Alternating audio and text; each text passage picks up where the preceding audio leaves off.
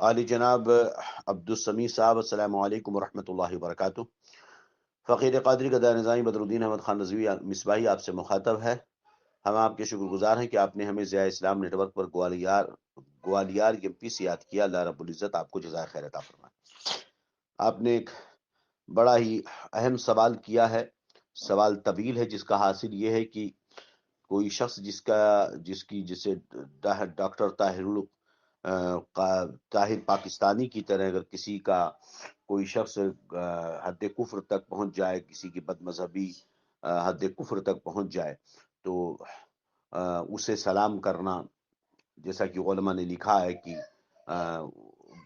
حرام ہے، اور اگر اسے مسلمان سمجھ کر کیا تو کفر ہے،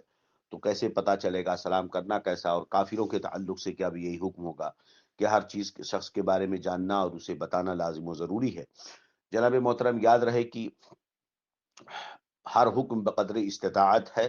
لا یکلف اللہ نفسا الا وسعها۔ اللہ رب العزت کسی جان پر اس کی طاقت سے زیادہ بوجھ نہیں ڈالتا ہے، اس لیے ہر شخص کے بارے میں یہ جاننا کہ اس کی بد مذہبی حد کفر تک پہنچی ہے یا نہیں، یہ بد مذہب ہے یا نہیں، یہ ہم پر ضروری نہیں ہے۔ ہاں، جس کے بارے میں ہم جانتے ہیں اور جس کا ہمارے سامنے جس کا کفر اعلانیہ ہو، جس کی گمراہی اعلانیہ ہو، ظاہر و باہر ہو، اور ہم جانتے ہوں، یا اس تعلق سے علماء کرام معتمد علماء کرام کے فتاوے موجود ہیں، فقہاء کرام کے مرکز اہل سنت کی طرف سے اس کا حکم آ چکا ہے، بریلی شریف سے، اکابر مفتیان کرام کی طرف سے،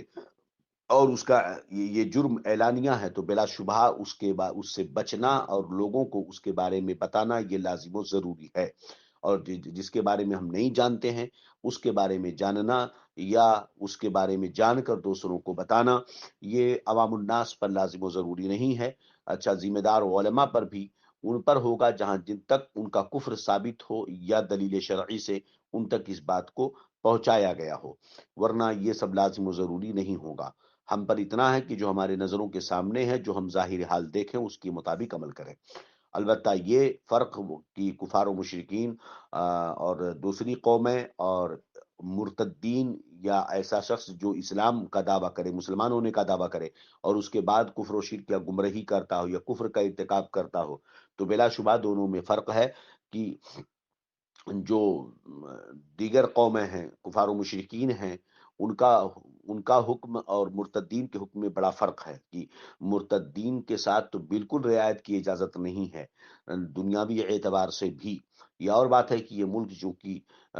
ایک قانون کے تحت چلتا ہے، جس میں ہمارا اختیار نہیں ہے، ورنہ ان کے ساتھ بالکل کسی بھی طریقے سے معاملات اور کسی بھی طریقے سے نہ تو معاملات کی اجازت ہے، نہ معاملات کی اجازت ہے۔ اور البتہ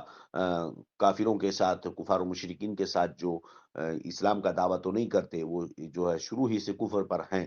تو ان کے تعلق سے تو معاملات کی اجازت شریعت دیتی ہے، کہ لہذا اس چیز کا فرق یہاں پر باقی رہے گا۔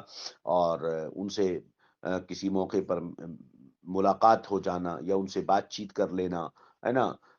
تو یہ اتنی حد تک رخصت ہوگی، مگر مرتدین کے ساتھ جو دعوی اسلام کریں اور اس کے بعد اللہ اس کے رسول کی شان میں گستاخیاں کریں، یا جو ہے وہ ضروریات دین کا انکار کر کے کفر کا ارتکاب کریں، تو بالکل قطعاً بات کرنے کے لائق بھی وہ نہیں ہیں۔ ہذا ما عندي واللہ اعلم بالصواب۔ السلام علیکم۔